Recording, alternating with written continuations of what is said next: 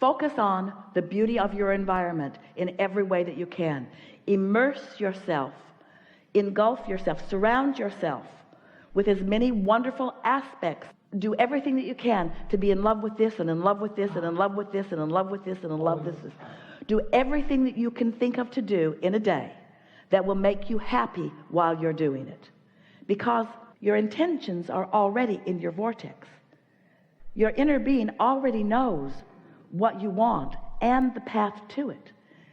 So you just got to be as happy as you can be, so that you'll be in the receptive mode, so that you'll be ready for the idea. The ideas are being flowed to you all the time.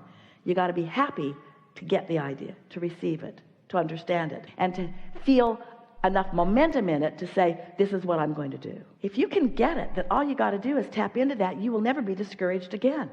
You are only ever feeling a feeling of discouragement when you're not tapped into that. So our encouragement to you is do everything that you can do to just stay in this happy place. There are so many reasons to be happy.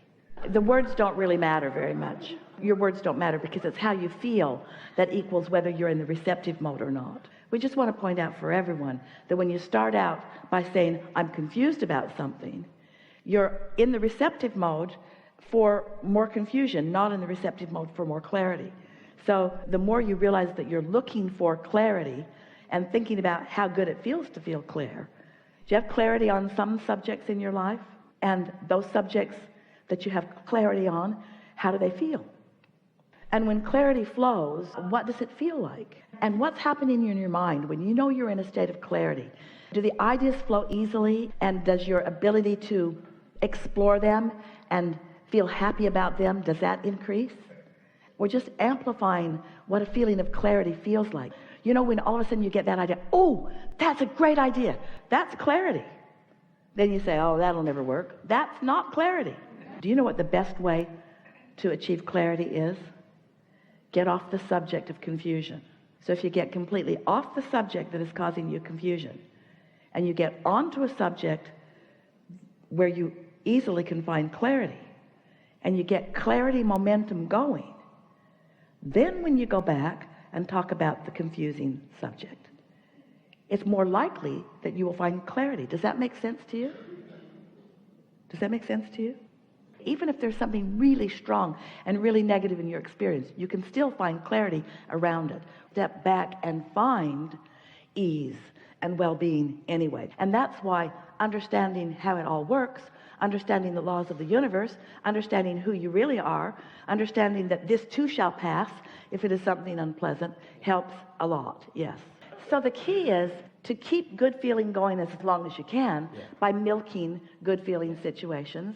And then if there is something that is presenting itself to you that when you feel you need to focus upon it, like you have no choice about it, then you focus upon it with the really overriding, underlying understanding that this is an anomaly, that high flying is who you really are, that this is an exception, that this may even be a residual of something past going on in your experience, that really the momentum is in a different place. And under those conditions, you understand that you can deal with anything when you know how it all really fits together. Get the momentum going on the positive thought, because if you get the momentum going on the positive thought, the negative thought is less likely to come. It's getting out ahead of it that really is where your mastery of all this is. What we're really talking about here is your mood. What's your mood? What's your attitude? What's your mood? What is the mood that's going to turn to things? What's the mood that you've got going on? So if you get up in the morning when your mood is likely good because you haven't had time to brood about things, then if you can keep that positive mood or attitude going, then you'll get further into the day and more positive things will happen. It's getting out ahead of it.